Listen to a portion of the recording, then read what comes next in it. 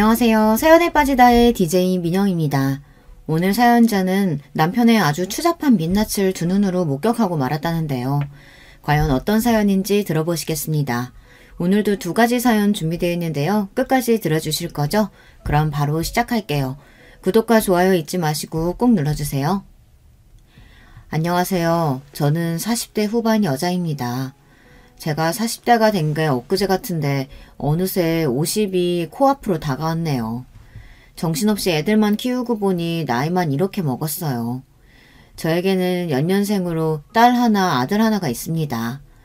둘 다 사춘기라 요즘 말만 걸어도 까칠하게 굴어서 애들 눈치 보느라 제가 아주 힘듭니다. 주말에 오랜만에 엄마랑 같이 등산 갔다가 너희 좋아하는 파스타라도 먹고 올까? 등산 힘들면 옷이라도 한 번씩 사러 가든가.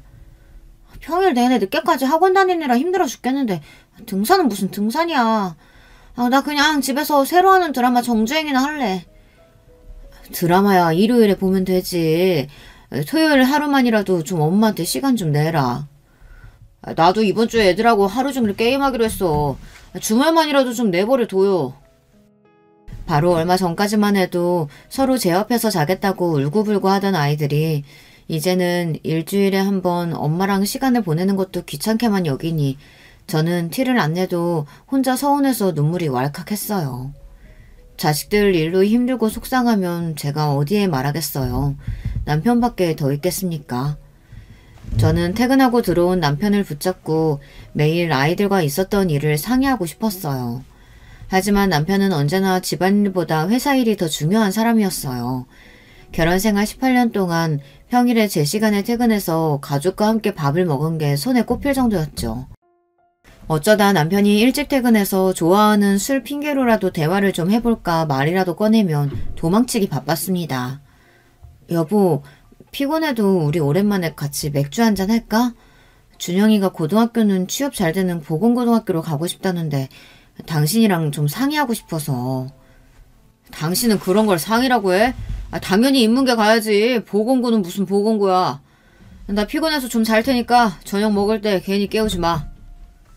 남편은 저와 부부라고 해서 일절 상의하고 싶은 생각이 없었습니다. 그냥 자신이 정해놓은 대로 저나 아이들에게 통보하면 그만이었어요. 그래도 준영이가 가고 싶다는데 무조건 안 된다고 할 수는 없지. 애가 공부하는데 크게 흥미가 없기도 하고.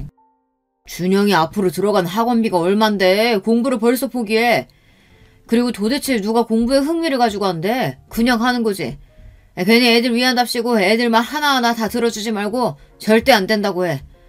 당신이 그렇게 물러 터졌으니까 애들이 대가리 좀 컸다고 말을 안 듣는 거 아니야.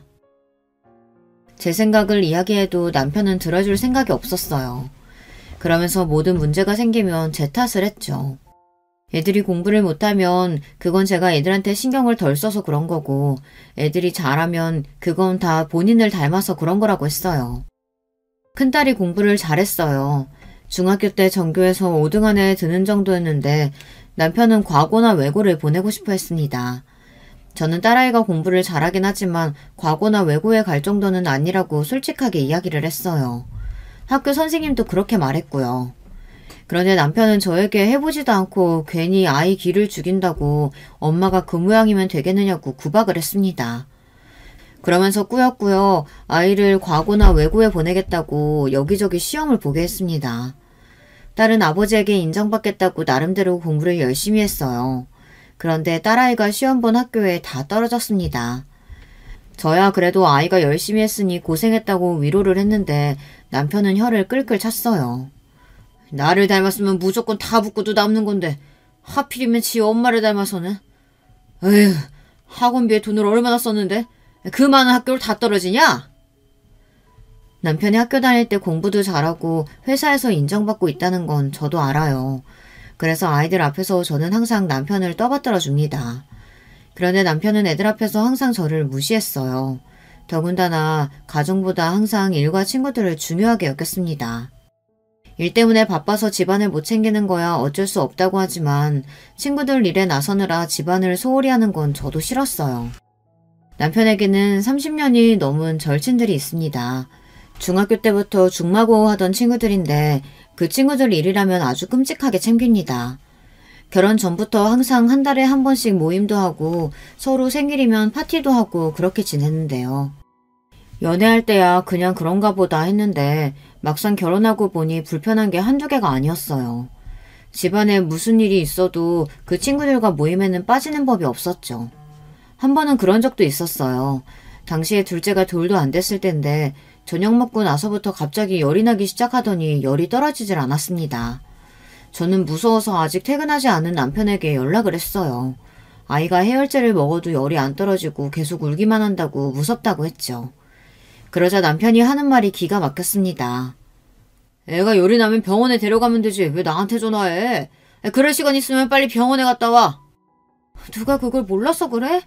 혼자 어린애 둘 데리고 병원 가기 힘드니까 당신이라도 오면 같이 가려고 했지. 남편은 항상 말을 밉살맞게 하니 저도 곱게 나가질 않았습니다. 그러게 그 나이까지 운전면허도 하나 못 따고 뭐했냐? 나 오늘 친구들 모임이라 늦으니까 그 정도는 당신이 알아서 좀 해.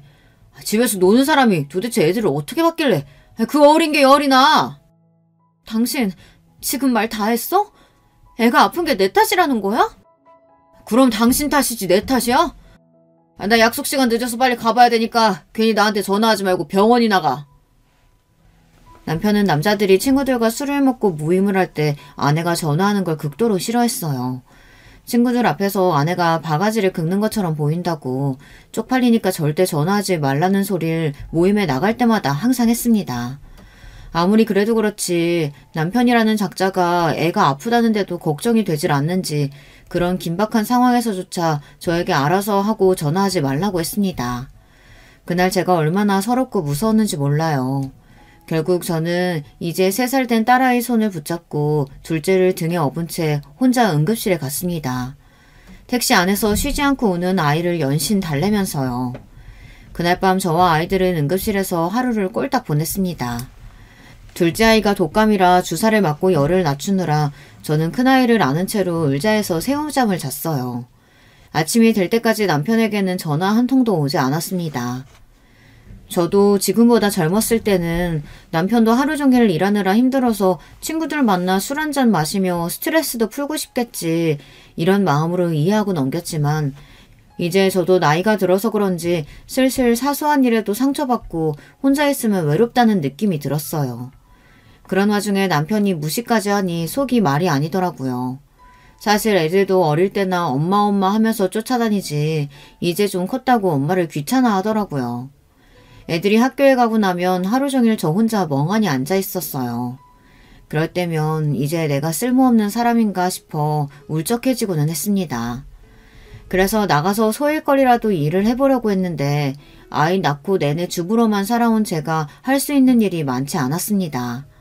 그래도 뭐라도 해보고 싶은 마음에 아르바이트 자리를 알아보고 있었어요. 그런데 남편이 반대를 했습니다. 젊어서도 안 하던 일을 이제 와서 왜 갑자기 한다 그래? 그리고 당신같이 아무것도 모르는 아줌마를 어디다 써줘? 아르바이트를 알아보고 있다는 제 말에 남편은 인상까지 써가며 이제 와서 무슨 아르바이트냐고 면박을 줬습니다. 결혼하고 지금까지 제가 어떻게 살아왔는지 누구보다 가장 잘 아는 남편이 이렇게 저를 무시하니 저는 더 서러워졌습니다. 이제 남편 말이라면 절대 듣고 싶지 않았어요. 애들 어릴 때는 애들은 엄마가 키워야 하는 거라고 아무것도 못하게 하더니만 이제 애들 다 커서 나가서 일 좀 하려니까 어디서 나를 써주냐고 무시하는 거야? 써주는 데 없어도 아르바이트 찾아서 할 거니까 그런 줄 알아. 이 아줌마가 뭘 잘못 먹었나? 아르바이트 그까짓 거 해봐야 얼마나 번다고 헛소리야. 이제 애들 고등학교 들어가면 수험생인데 더 살뜰히 챙길 생각을 해야지. 돈도 돈이지만 나도 더 늙기 전에 나가서 일하고 싶어. 매일 집에서 밥만 하는 거 나도 지쳤다고. 남편은 항상 제가 하겠다는 일에 순순히 그러라고 한 적이 없어요. 사실 저는 애들 낳기 전까지 유치원 선생님을 했습니다. 저는 아이를 낳고도 일을 하고 싶었어요. 친정엄마가 아이를 봐주겠다고도 하셨고요. 그런데 그때도 남편이 반대했습니다. 내 새끼 떼어놓고 남의 새끼 본다는 게 말이 돼? 더군다나 우리 애 장모님께 맡기려면 용돈이라도 드려야 되는데 유치원 선생 월급 그거 얼마나 된다고? 거기서 떼어주고 나면 남는 게 뭐가 있냐? 그냥 당신이 집에서 애들 보는 게 여러모로 이익이야. 지금 생각해보면 어떻게 해서라도 남편에게 우겨서 일을 했어야 했는데 그때는 남편 말이 맞다고 생각했어요. 내가 4배로 낳은 아이 두고 다른 아이들을 돌보러 간다는 게 마음에 걸리기도 했고요. 거기다가 애들 어릴 때는 남편도 회사에서 인정받기 위해 열심히 일하느라 애들 옆에 잘 있어주질 못했어요. 남편이 영업직이다 보니 매일 회식에 출장에 정신없이 바빴거든요. 그러다 보니 엄마인 저라도 아이들 옆에서 살뜰하게 키워내는 게 중요하다고 생각했습니다. 더군다나 연년생을 키우다 보니 하루가 어떻게 가는 건지 모르게 정신없기도 했고요. 하지만 애들이 중학교만 가도 이 정도로 헛헛하고 허무할 줄 알았다면 그때 절대 일을 그만두지 않았을 겁니다. 자식에게도 남편에게도 제가 한 일을 인정받지 못하는데 아무런 보상도 없는 희생을 왜 제가 해왔는지 후회가 됐어요. 저는 지금이라도 제 인생을 살고 싶었습니다. 아이들이 어릴 때는 애가 어려서 안 된다. 아이들이 학교에 들어가서는 이제 학교에 들어가니 엄마 손이 더 필요해서 안 된다. 이제 애들이 다 커서 좀 살만해지니 애들이 수험생이라 안 된답니다. 시간이 지나고 보니 저의 지난 세월이 너무 아깝고 제가 불쌍했어요. 저만 부모도 아니고 남편도 아이들 아버지인데 뭐든 힘들어도 함께 나누고 함께 감수했어야 했어요. 애들이 태어나자마자 제 일을 포기하고 아이를 돌보는 게 저의 당연한 역할이 아니었는데 제 생각이 틀렸습니다. 그로부터 얼마 뒤 더는 엄마로서 혹은 아내로서만이 인생의 전부가 아니라는 걸 깨닫게 된 일이 있었습니다. 아들은 제가 그렇게 말렸는데도 멋대로 보건고등학교에 진학을 했어요. 사실 저야 아들이 원하는 대로 하길 바랬지만 남편이 보건고는 절대 안 된다고 했기 때문에 남편과 아들 사이에 분란을 막기 위해 아들을 말렸던 거예요. 저야 남편 성격을 잘 아니까요. 역시나 아들의 선택에 남편은 노발대발 난리를 쳤습니다. 사내놈이 보건고등학교나 나와서 도대체 뭐를 하겠다는 거야? 정말 간호사라도 하겠다는 거야? 남편은 명문고에 명문대를 나와 대기업을 다녀요. 머리도 좋고 수완도 좋은 사람이지만 생각이 너무 고루해서 꼰대도 그런 꼰대가 없습니다. 옛날 본인이 살았던 사고방식으로 저와 아이들을 대해요. 무조건 아내는 남편이 시키는 대로 해야 하고 아이들은 공부를 열심히 해서 남들이 알아주는 직업을 가져야 한다고 생각했죠.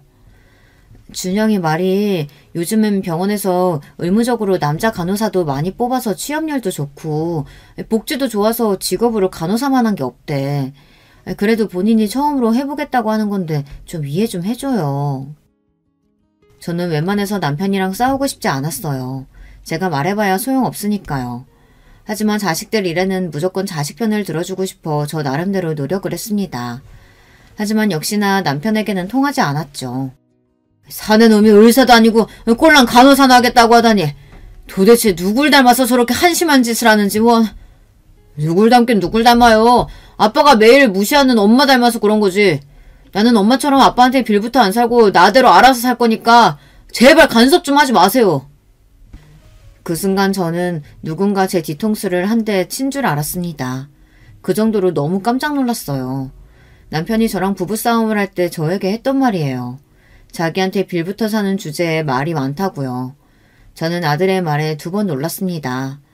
아이들이 아주 어릴 때였는데 아들이 그 말을 기억하고 있다는 것에 1번, 그리고 저에게 상처가 됐던 말을 아들이 한 번 더 저에게 각인시켜줬다는데 또 1번 상처를 받았죠. 그날 이후로 저는 새로운 인생을 살아야겠다 마음먹었습니다. 50을 앞두고 나서야 말이죠. 아이들이 고등학교에 다니고 수험생이 되는 건 아이들 인생이에요. 잘하든 못하든 본인들이 알아서 할 나름입니다. 제가 가만히 집을 지키고 있다고 해서 아이들 인생이 달라지는 건 절대 아니니 제가 변하기로 했습니다. 저는 그 길로 일자리를 알아봤어요. 핸드폰으로 아르바이트를 구할 수 있는 앱을 받아 하루 종일 확인했습니다. 아무리 둘러봐도 제 나이에 할 수 있는 아르바이트 자리가 보이지 않았지만 저는 포기하지 않고 매일 찾았어요. 그러다가 밤이 되면 절망했습니다.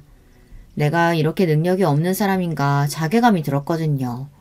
물론 제 잘못이죠. 남들만큼 공부도 많이 안 했고 남들 다 있는 운전면허도 하나 없으니 누가 나이든 저를 뽑아주겠어요.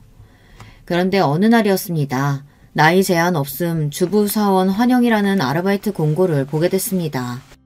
저는 그 길로 이력서를 보내고 며칠 뒤 면접까지 봤어요. 사람이 그래도 죽으라는 법은 없나 봅니다.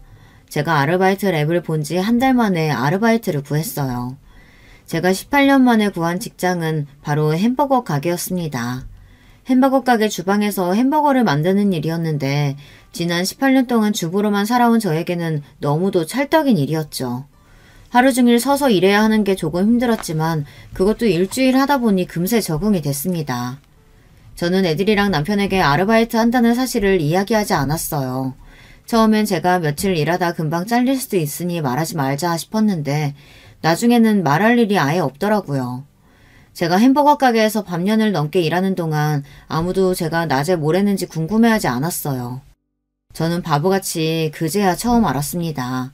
가족 중 누구도 제가 하루 종일 뭐라고 지내는지 물어보는 사람이 없더라고요. 한 집에서 다같이 20년 가까이 살았는데 어쩜 엄마고 아내한테 이리도 관심이 없을 수 있을까 다시 한번 서운했습니다. 그러다가 어쩔 수 없이 제가 햄버거 가게에서 아르바이트 한다는 사실을 알릴 수밖에 없는 사건이 있었어요. 제가 일하다가 그만 다쳤습니다. 원래 주방이 좁은데 바닥이 기름지고 뜨거운 기름이 있다 보니 화상을 입거나 넘어지는 일은 비일비재했습니다. 그런데 그날은 제가 바닥 청소를 하다 그만 미끄러져 발목을 삐끗했어요. 별일 아닌 줄 알았는데 일어나서 걸으려고 하니 걷기가 어렵더군요. 제 상태를 본 점장이 아무래도 안 되겠다고 걱정해서 저는 곧바로 점장차를 타고 병원을 급하게 다녀왔어요. 의사 말이 발목에 금이 가서 2주에서 3주 정도 깁스를 해야 한다고 하더군요. 저는 할 수 없이 깁스를 하고 집으로 왔습니다. 아르바이트도 한 달을 쉬기로 했어요. 저는 다리를 다친 것도 다친 거지만 일을 한 달이나 쉬어야 한다는 게 속상했습니다. 햄버거 가게 일이 재미있었거든요. 그날 저녁 학원에서 돌아온 아이들이 제 다리를 보고 왜 갑자기 깁스를 했냐고 묻더군요. 그때가 제가 햄버거 가게에서 일한 지 반년이 딱 넘었을 때예요. 저는 아이들에게 사실은 아르바이트를 하고 있었다고 말했습니다. 햄버거 가게에서 일하다가 넘어졌다고요. 그러자 자식들이 하는 말이 기가 막혔어요. 엄마가 갑자기 아르바이트를 왜 해? 아빠가 이제 아예 생활비 안 준대? 내가 고집 부리고 보건고 가서 아빠가 이제 아예 학원도 보내지 말라고 했어? 엄마 그래서 일하는 거야? 아이들은 다친 제 다리보다 제가 갑자기 왜 일을 하게 됐는지를 궁금해하더라고요. 거기다가 남편이 생활비를 줄이거나 학원비를 주지 않는다고 해서 제가 일을 하는 줄 알았어요. 그때 웬일로 일찍 퇴근한 남편이 집에 들어왔어요. 그러더니 남편도 제 다리를 보고 무슨 일이냐고 묻더군요. 저는 남편에게 또 햄버거 가게에서 일하고 있다고 말했습니다. 당연히 남편에게 좋은 소리 못 들을 거야 알고는 있었지만 아무리 그래도 제 말이 떨어지기가 무섭게 남편 얼굴이 싹 변하더군요. 뭐 햄버거 가게? 당신 지금 나랑 장난해? 남편이 대기업 부장인데 마누라가 햄버거 가게에서 아르바이트나 하러 다닌다면 그게 말이 되냐고. 내가 언제 당신 너로 돈 벌라고 했어? 남편은 애들도 있는 앞에서 버럭 소리를 질렀고 아이들은 제 행동이 이해가 안 된다며 투덜거렸어요. 엄마, 아빠가 생활비 안 준다는 것도 아닌데 굳이 아르바이트를 왜 해? 집에서 우리 챙기기 싫어서 그런 거야? 엄마가 지난 18년 동안 너희만 보고 살았는데 이제 와서 너희 챙기는 거 힘들다고 나가서 일하겠니? 그럼 왜 그러는데? 집에서 아빠가 벌어오는 돈 가지고 편하게 살면 되지. 갑자기 나가서 아르바이트는 왜 하다가 다쳐서 오는데? 그 모습을 보는데 저도 모르게 웃음이 나오더군요. 한 집에서 20년 가까이 같이 산 남편도 제 속으로 낳은 제 자식도 제 마음을 이렇게 모른다고 생각하니 웃음이 절로 나왔어요. 아무런 이유 없어. 그냥 엄마가 하고 싶어서 하는 거니까 다들 해라 마라 간섭하지 마. 다들 뭐 할 때 나한테 상의 안 하고 알아서들 결정하잖아. 평소에는 내가 뭘 하든 관심도 없으면서 갑자기도 왜 이래? 남편도 아이들도 제 말에 인상을 구겼어요. 마치 자기들이 불만이 있어서 그러기라도 하는 것처럼 저를 이상한 눈으로 보았습니다. 저는 마음이 홀가분했습니다. 제가 하는 일을 남편이든 아이들이 싫어하면 저도 많이 신경 쓰일 줄 알았는데 생각보다 너무 아무렇지 않더군요. 그리고 제가 다리를 다쳤다는 말을 듣자마자 달려오신 친정 어머니와 아버지 덕분에 기운을 차렸습니다.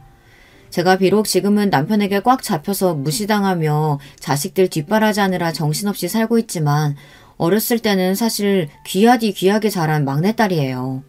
제 위로 오빠가 둘이나 있는데 오빠들이 태어났을 때는 아버지 사업이 잘 안 되다가 막내인 제가 태어난 해부터 아버지 사업이 탄탄대로로 잘 돼서 아버지가 큰 집도 사고 땅도 샀다며 저를 무척이나 예뻐하셨거든요. 제가 서울로 시집 오게 되면서 자주 보지 못해 많이 아쉬우셨는데 제가 발을 다쳤다는 소리에 놀라서 바로 서울로 올라오셨더라고요. 친정부모님도 이제 팔순을 바라보고 계신 나이라 힘드실 텐데 언제나 제 일이라면 발 뻗고 도와주셨어요. 아이고, 도대체 뭘 하다가 넘어졌어. 조심조심 해야지. 안 되겠다. 깁스 풀 때까지는 우리가 여기 있으면서 도와줄 테니 우리 아가 걱정 마라. 남들이 보면 유난하다고 하겠지만 친정 부모님은 걱정이 이만저만이 아니셨어요. 시골에서 매일 농사 짓느라 바쁘신 분들이 제가 다 낫는 걸 봐야 내려가시겠다고 할 정도였죠. 안 되겠다. 당장 네 오빠한테 전화해서 바로 녹용이라도 좀 보내라고 해야지. 심지어 아버지는 시골에서 영양원을 하는 큰오빠에게 당장 몸보신할 녹용을 보내라고 연락을 했어요. 동생이 다쳤다는데 오빠가 돼서 뭐하는 거냐고 펄쩍펄쩍 뛰시면서요. 저야 부모님이 오셔서 너무 좋았지만 문제는 남편이었습니다. 남편 성격이 워낙 까탈스럽다 보니 집에 부모님이 오시는 걸 썩 달가워하지 않아요. 더군다나 남편이 친정 부모님 눈치를 많이 보거든요. 원래 누구 눈치를 보는 사람이 아닌데 태어나 처음으로 눈치를 봐야 하는 사람이 생겼으니 남편은 친정 식구들을 만나는 걸 불편하게 생각했습니다. 타이밍이라는 게 참 이상합니다. 하필이면 제가 다리를 다치고 친정 부모님까지 집에 와 계신 상황에서 남편은 출장이 잡혔다며 중국에 가버렸어요. 저만 있었다면 남편은 제가 다쳤든 말든 분명 별말 없이 중국에 가버렸겠지만 친정 부모님이 우리 집에 와 계시니 남편도 괜히 머쓱한지 웬일로 저에게 미안하다는 말을 다 하더라고요. 당신 다리도 불편한데 나까지 출장 가게 돼서 미안하네. 장인 장모님 죄송해요. 일 끝나는 대로 들어올 테니까 이 사람 좀 부탁드릴게요. 아이고 우리 김서방은 자상하기도 하지.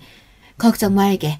우리가 알아서 잘 보살필 테니 몸 건강히 잘 다녀와.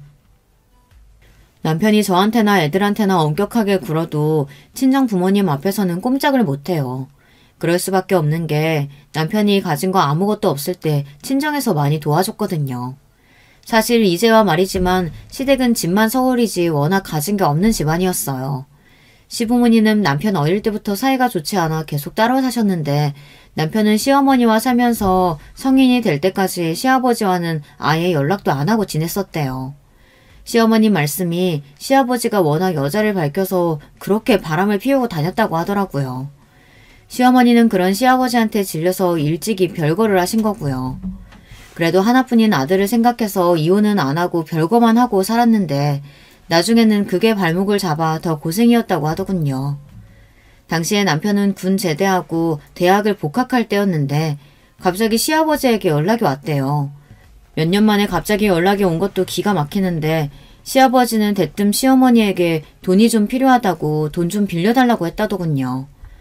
알고 보니 시아버지께서 꽃뱀을 잘못 만나 사기를 당해서 갖고 있던 돈을 다 날렸대요. 그것도 부족해서 사채까지 빌려 당장 그 돈을 갚아야 한다고 했답니다. 안 그러면 고소당해서 감옥까지 가게 생겼다고요. 시아버지가 빌린 사채가 글쎄 1억이 넘었답니다. 당시에 남편은 시어머니랑 2억짜리 빌라에 살고 있었는데 할 수 없이 그 집을 팔아 시아버지 빚을 갚아줬대요. 남편은 절대 시아버지 빚을 갚아줄 생각이 없었는데 시어머니가 그래도 남편이고 아버지인데 그깟 돈 때문에 감옥에 가게 하는 일은 막아야 하지 않겠느냐고 해서 어쩔 수 없이 도왔다고 하더군요. 그런데 그렇게 사고를 치고도 시아버지는 정신을 못 차렸대요. 그리고 나서도 또 다른 여자한테 한눈을 팔다가 다른 여자 품에서 돌아가셨답니다.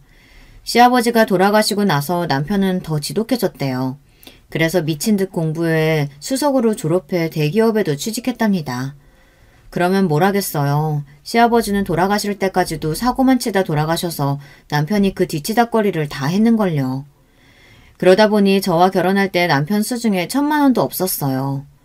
당시에 시아버지는 이미 돌아가시고 안 계셨고 그런 상황이다 보니 저와 남편이 결혼할 때 저희 친정에서 작은 아파트를 사주셨어요.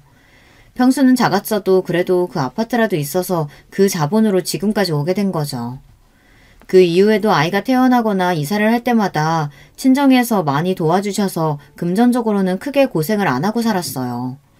남편은 워낙 어릴 때부터 결혼 전까지 경제적으로 힘들게 살았기 때문에 그런 점은 친정 부모님께 감사해야 했습니다.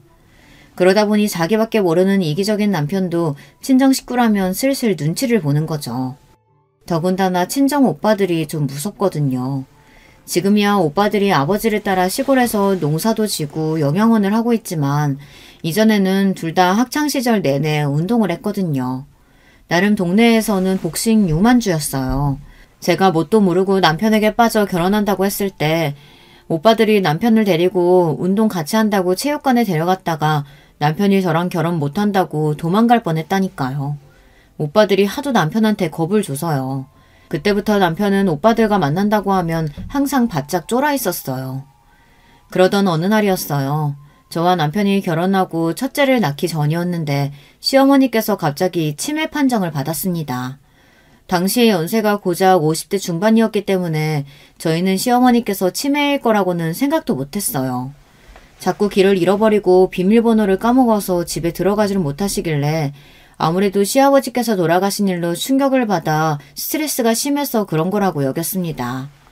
그런데 이미 치매도 상당히 진행됐다고 하니 저도 남편도 적잖이 충격을 받았어요. 결국은 그 일로 남편과 제 사이가 조금씩 틀어지기 시작했습니다. 남편은 치매에 걸린 시어머니를 우리 집에서 모시고 싶어 했어요. 하지만 저는 엄두가 나질 않았습니다. 당시에 저는 20대 후반이었고 아직 아이도 없었어요. 일도 하고 있었고요. 그런 제가 무슨 자신감으로 치매에 걸린 시어머니를 집에서 돌볼 수가 있었겠어요. 하지만 남편은 막무가내였습니다. 다짜고짜 시어머니를 모시고 집에 들어왔어요. 저는 제 의견을 항상 무시하고 멋대로 하는 남편에게 지쳐 친정 부모님에게 하소연을 했습니다. 그러자 그때도 친정 부모님과 오빠들이 바로 서울에 올라왔어요. 심지어 오빠들은 남편 회사까지 찾아가 만나나 보더군요.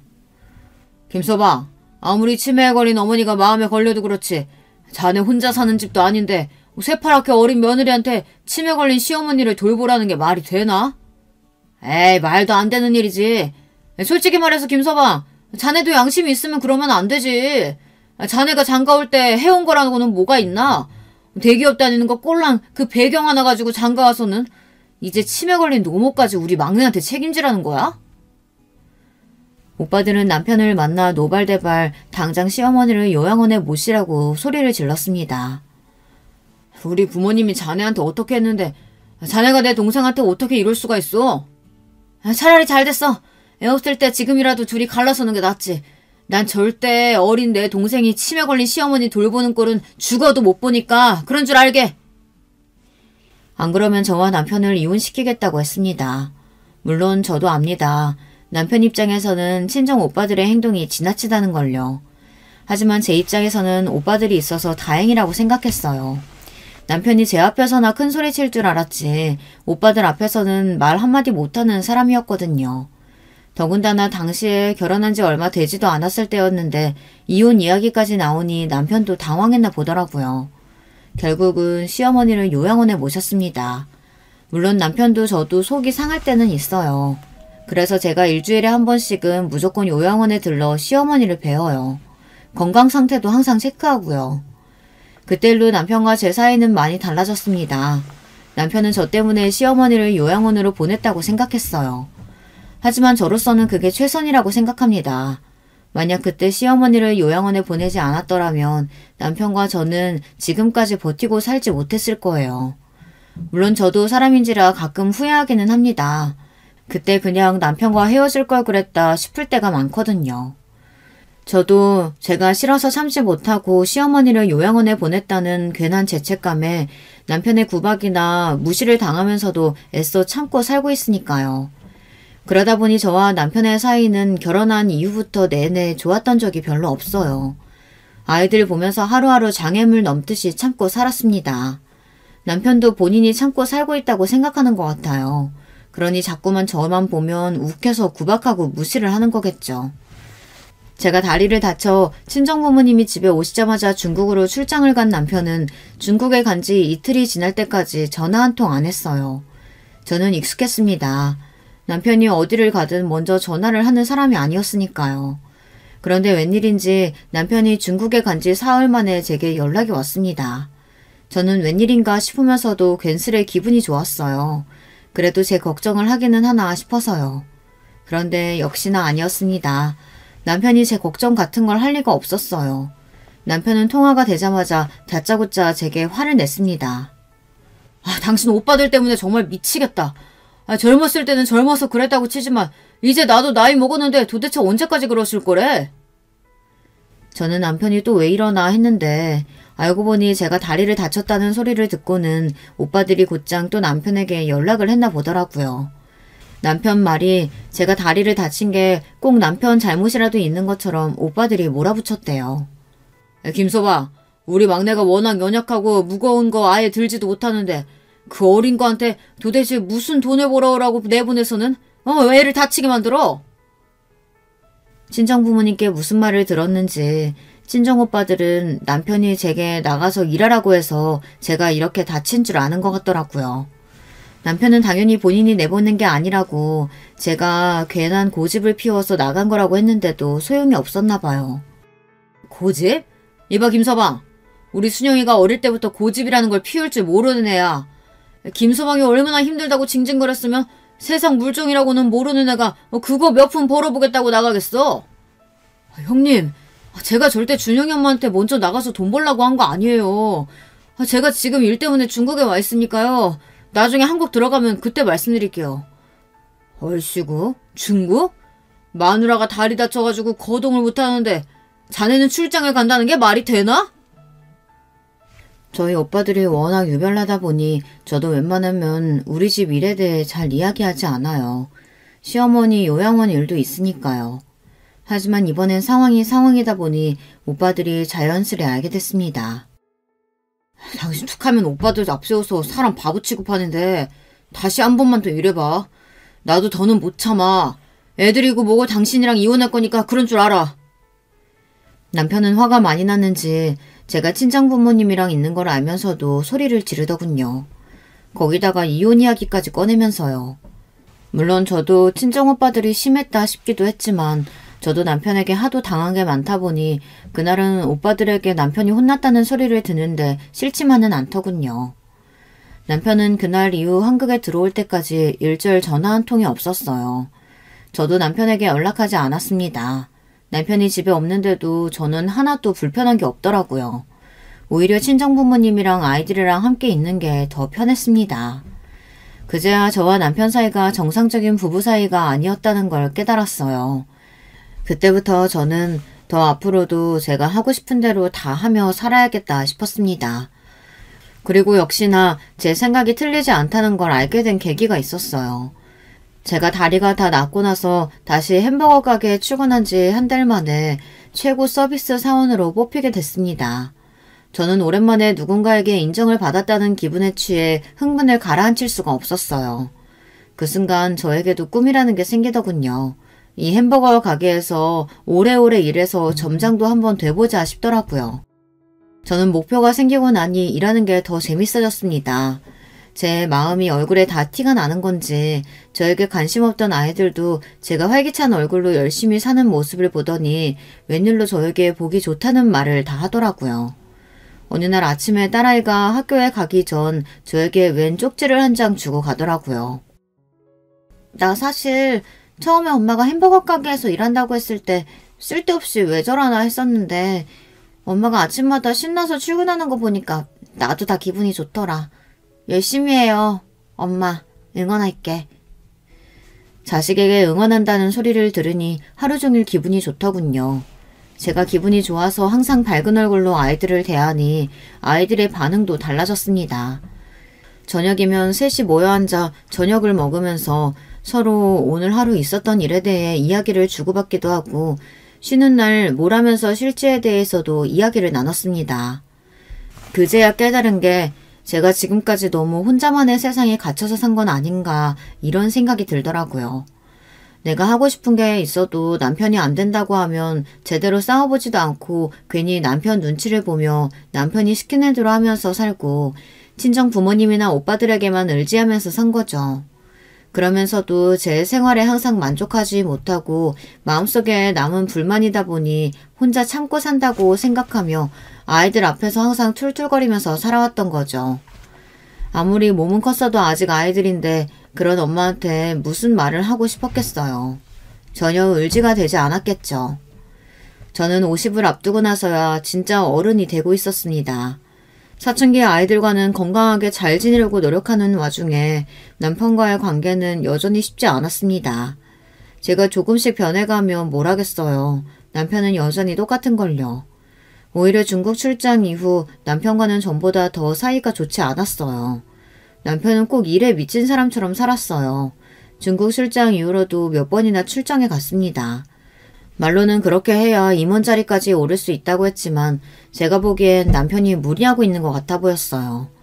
심지어 그렇게 중요하게 생각하는 30년지기 친구들 모임까지 참석 안 하고까지 출장에 가더라고요. 결혼생활 18년 만에 처음 보는 낯선 모습이었어요. 저도 전 같으면 무슨 출장을 그렇게 자주 가느냐고 괜히 듣기 싫은 잔소리를 남편에게 했을 거예요. 하지만 저도 남편과 잘 지내보자 마음을 먹은 김에 확실하게 잘 이야기해보자 싶어 많이 노력했습니다. 남편이 출장에 가 있을 때 아무래도 신경이 쓰일 것 같아 제가 바빠도 전보다 더 시간을 내서 시어머니께 자주 찾아갔어요. 시어머니께서 좋아하는 음식들도 싸가고 함께 산책도 하고 책도 읽어드렸습니다. 사진을 찍어 남편에게도 보내주고요. 그리고 남편이 출장에서 돌아오면 음식도 좀 더 신경 써서 준비했고 남편 건강을 위해 한약이랑 영양제도 꼬박꼬박 챙겼습니다. 그런데 여자의 촉이라는 게 있잖아요. 저처럼 좋은 방향으로 변한 게 아니라 남편은 더 나쁜 방향으로 달라졌습니다. 원래도 저나 아이들에게 별 관심 없고 집안일은 안중에도 없었는데 더 무관심해졌습니다. 원래 관심이 있어도 아이들 학업이랑 시어머니 문제에는 빠지지 않고 간섭했었는데 언제부턴가는 일절 묻지도 않았어요. 심지어 아이들 학원이랑 시어머니 요양비가 다 밀렸었더라고요. 결혼하고부터 지금까지 내내 남편이 모든 돈 관리를 다 했어요. 공과금이며 애들 학원비는 물론 애들 용돈까지 다 남편이 알아서 했습니다. 저는 생활비를 받아 쓰고요. 돈 관리에 있어서 지금까지 한 번도 남편이 실수한 적이 없었는데 처음 있는 일이었죠. 저는 신기해서 곧바로 남편에게 연락했습니다. 애들 학원비랑 시어머니 요양원 비용이 결제가 안 됐다고 연락이 왔다고요. 그러자 남편이 하는 말이 가관이었습니다.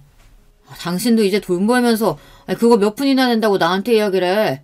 그 정도는 당신이 알아서 내. 순간 저는 당황해서 말문이 다 막혔습니다.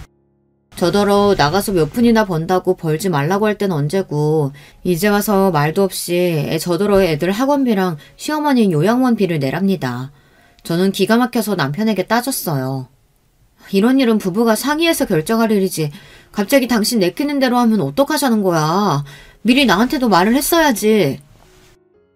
돈이 아까운 게 아니라 저와 한마디 상의도 없이 저더러 이래라 저래라 하니 기가 막히더군요. 더구나 최근 들어 남편은 어딘가 나사 하나 빠진 사람처럼 다녔어요. 매일 일이 바쁘다며 집에 늦게 들어오기도 했고 여전히 출장도 잦았습니다. 거기다가 집에 있으면 하루 종일 핸드폰만 붙들고 살았어요.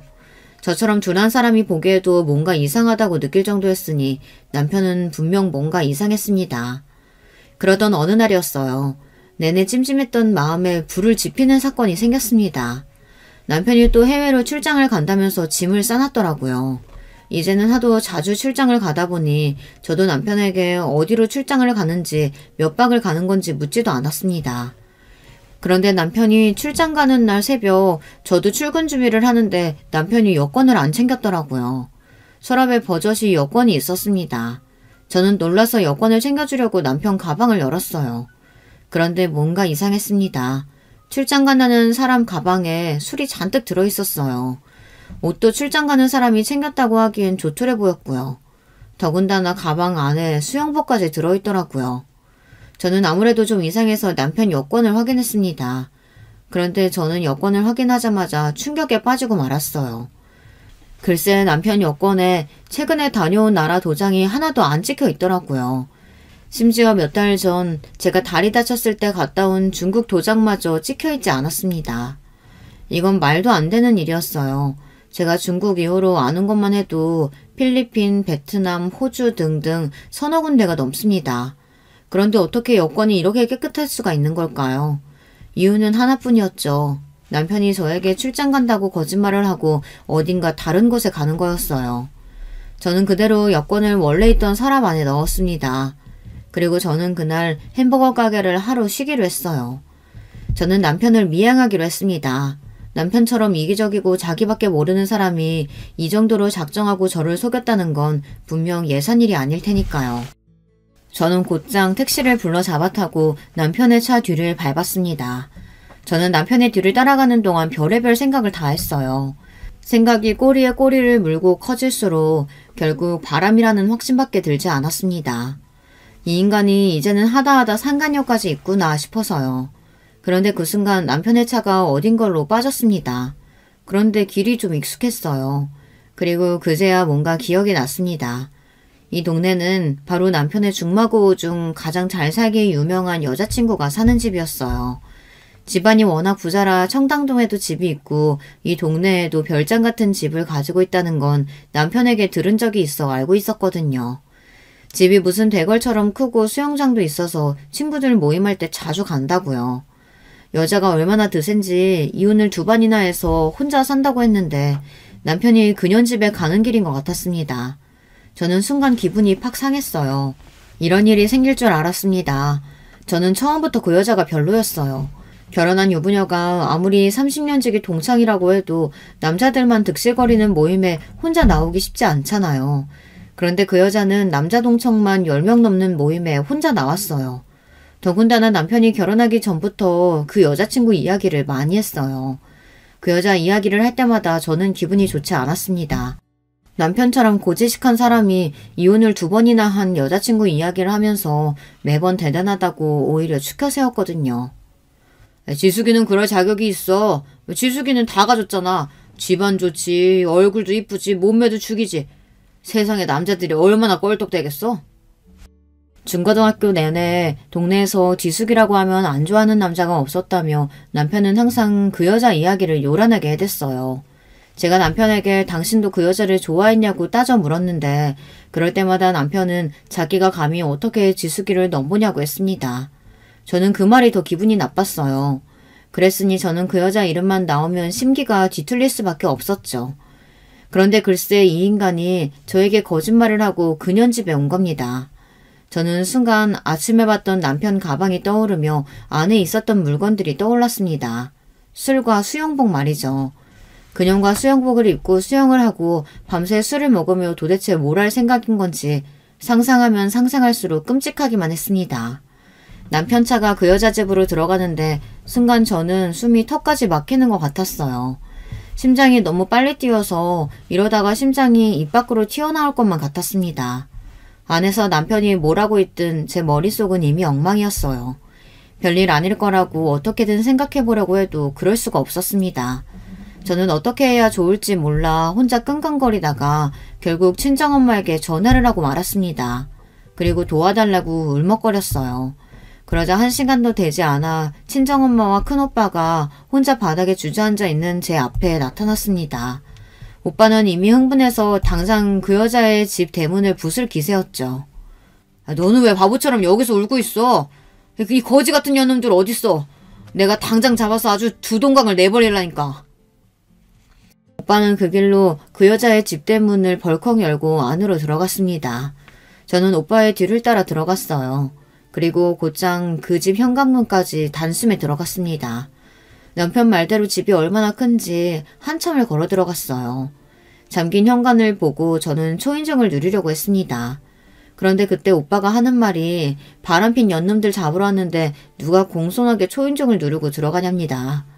오빠는 흥분한 얼굴로 집 주변을 살피더니 곧장 베란다 쪽으로 다가가 커다란 돌을 집어 그대로 베란다 유리에 던졌어요. 순간 유리가 와장창 깨졌습니다. 이런 거지 같은 년놈들! 감히 내 동생을 두고 바람을 피워? 절대 가만두지 않을 거야! 오빠가 소리를 치며 집 안으로 뛰어들어간 그때였어요. 유리가 깨지며 환하게 드러난 거실에서 저와 친정 식구들은 충격적인 장면을 목격하고 말았습니다. 지금 생각해도 정말이지 더러워서 입에 담고 싶지도 않아요. 남편은 몽땅 벌거벗은 상태로 머리에 토끼 머리띠를 하고 엉덩이에 토끼 꼬리가 달린 속옷을 입고 있는 채로 바닥에 무릎을 꿇고 앉아 있었어요. 거기다가 그 지숙인지 뭔지 아는 년은 늙어서 쭈글거리는 몸을 훤히 드러내고 집안에서 하이힐을 신은 채로 채찍을 휘두르고 있었어요. 남편에게 말이죠. 순간 저와 오빠, 친정엄마는 입이 쩍 벌어져서 눈을 다 가렸습니다. 도저히 흉해서 봐줄 수가 없더군요. 아니, 여기는 어떻게? 놀란 토끼 눈이 돼서 제 몸을 가려보며 벌버둥 추는 남편 꼴을 보는데 과관이 따로 없더군요. 그제야 정신 차린 저는 주머니에서 곧바로 핸드폰을 꺼내 불륜 현장 사진을 찍었어요. 정말 토끼마냥 폴짝폴짝 뛰어대는 남편과 동네에서 제일 가는 미녀라는 지숙이의 연애 사진을요. 여보, 사진을 왜 찍어? 정말 그만 좀 찍어! 남편은 그만 찍으라며 제게 달려들었습니다. 그 순간 저는 배신감에 치가 다 떨렸어요. 저런 더러운 짓거리나 하고 다니는 인간이 제 남편이자 제 아이들의 아빠라는 사실이 치욕스러웠습니다. 저는 그대로 오빠가 베란다 문을 부쉈던 돌을 들었습니다. 그리고 남편에게 던지려고 번쩍 들었어요. 그 순간 남편이 제 앞에 무릎을 꿇고 앉더군요. 그러더니 얼마나 겁을 먹었는지 바닥에 오줌까지 싸더군요. 여보, 미안해. 나도 지숙이 제가 이런 걸 좋아하는지 몰랐어.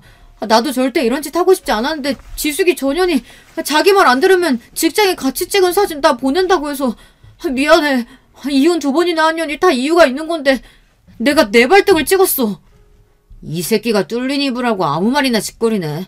너 안 되겠다. 오늘 한번 내 손에 죽어보자. 형님 살려주세요. 친정오빠가 남편에게 달려들자 남편은 쫄아서 아주 주랭랑을 쳤어요. 그 모습을 보는데 저는 기가 차서 웃음이 다 나오더군요. 그리고 지난 저희 18년의 결혼 생활이 산산이 부서지는 느낌을 받았습니다. 저는 오빠에게 그만하라고 하고 그 집을 나왔어요. 물론 우리 부부가 사랑해서 18년을 살아온 건 아니지만 부부로서 의리는 있다고 생각했습니다. 그런데 저런 찌질하고 천박한 인간을 남편이라고 믿고 산 제가 너무 처량하게 느껴졌어요. 그날 사건은 제 평생 잊히지 않겠지만 그 사건이 아니었다면 평생 저를 무시하고 구박했던 남편과 헤어지기로 마음먹지 못했을지도 몰라요. 저는 남편과 이혼했습니다. 생각보다 남편과 이혼이 쉽지 않았어요. 남편 자존심에 쪽팔려서라도 금방 이혼해줄 줄 알았는데 본인은 바람을 인정할 수 없다며 끝까지 버티더라고요.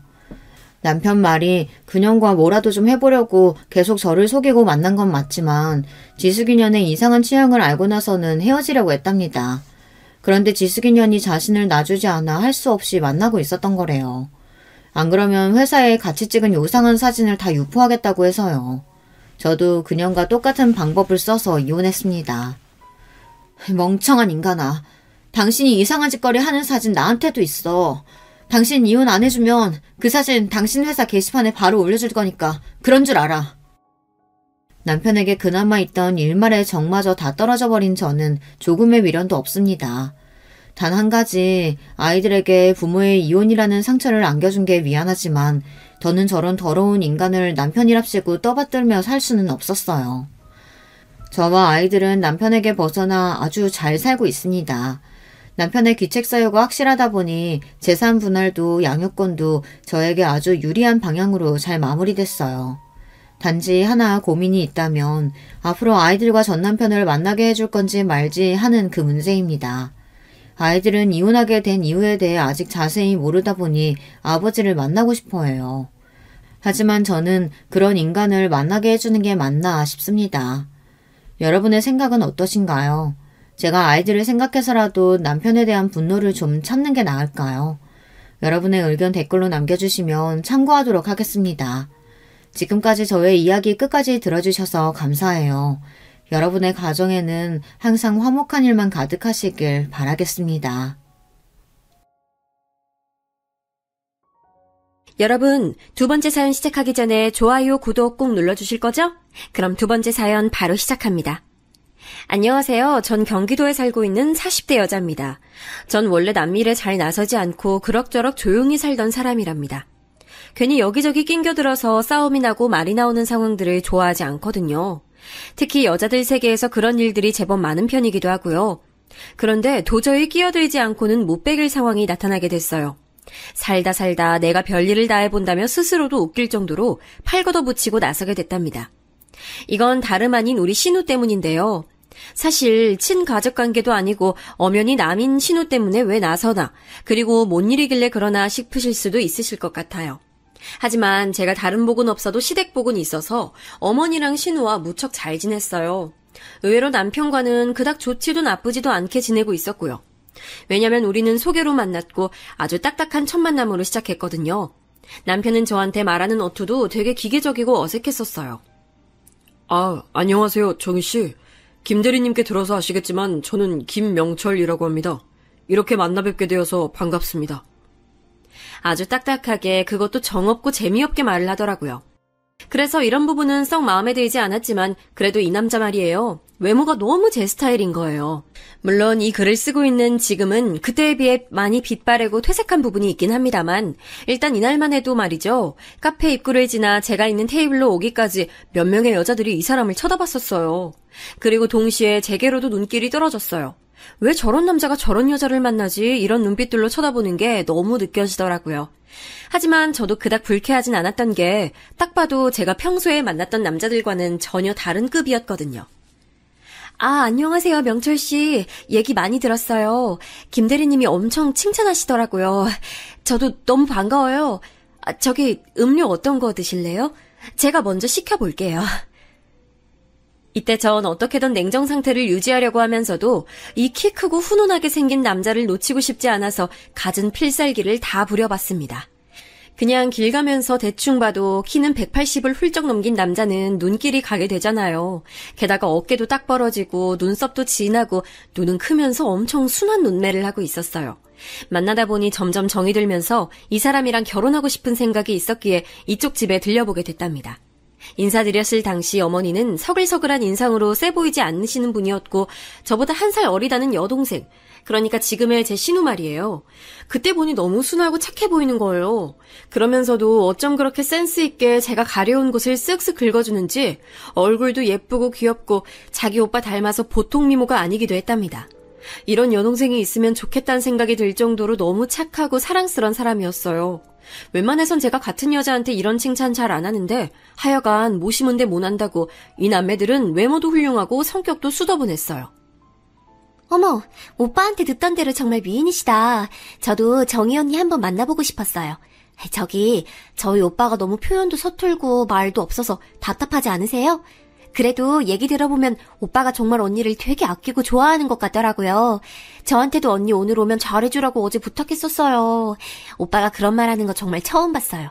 저희 오빠 잘 부탁드려요. 이렇게 깜찍하게 말을 해오니 어찌 이쁘지 않을 수가 있겠어요. 초면이니까 그냥 서로서로 좋자고 하는 얘기가 아니라 진심을 담아서 전하는 게 느껴지더라고요. 그 정도로 착함이 뚝뚝 묻어나는 아주 서글서글하고 순한 사람이었어요. 이후에 우리는 정말 일사천리로 쭉쭉 일이 진행되어서 결혼을 하게 됐고요. 그 다음 해에 바로 귀여운 아들을 낳게 됐답니다. 연년생으로 딸을 또 낳게 됐는데 이렇게 뭔가 순탄하게 흘러가는 것 같았지만 그렇지가 않았어요. 제가 너무 철이 없었던 걸지 몰라도 사랑하는 사람과 함께 결혼해서 살면 다 행복할 줄 알았거든요. 남편이 됐고 애도 둘이나 낳고 이제 열심히 서로 도와가면서 살면 된다고 생각했어요. 그런데 애 하나랑 둘의 삶은 천지 차이더라고요. 연년생으로 딸을 낳고 쉴 틈 없이 큰일을 경험한 제 몸은 아주 안 좋아졌고 전 이때 청천벽력 같은 얘기를 병원으로부터 듣게 됐어요.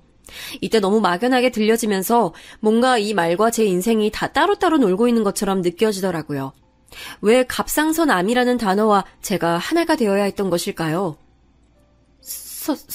선생님, 암이라고요? 세상에, 저 애가 둘이에요, 선생님.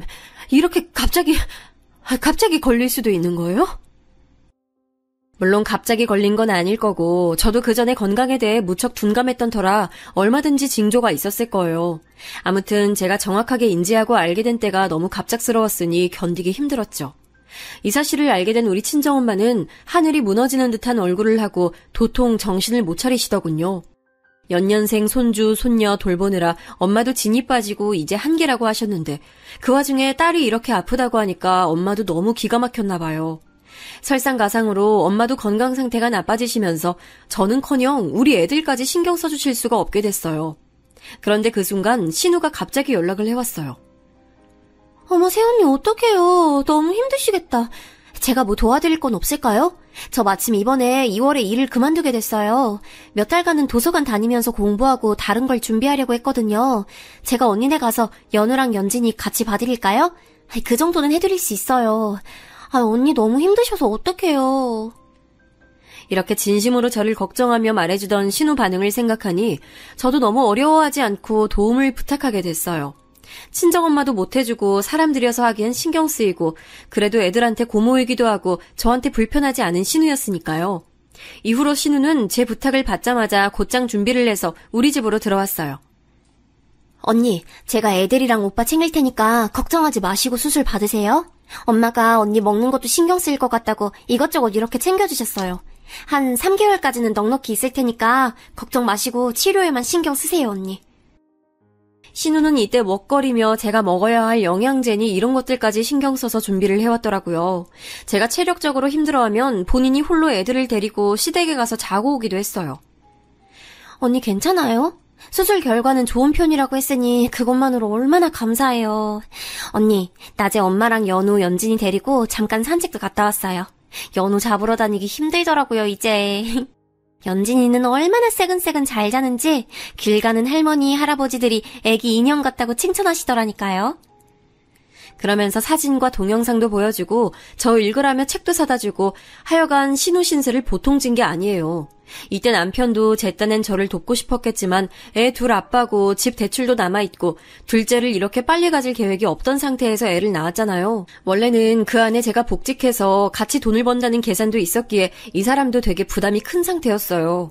그거야 이해하지만 사람 참 안 변한다고 아픈 와이프한테 좀 따뜻한 말이나 표현 좀 해주면 좋으련만 그런 게 전혀 없는 거예요. 그런 모습들을 신우가 옆에서 보고 뭐라고 하더라고요.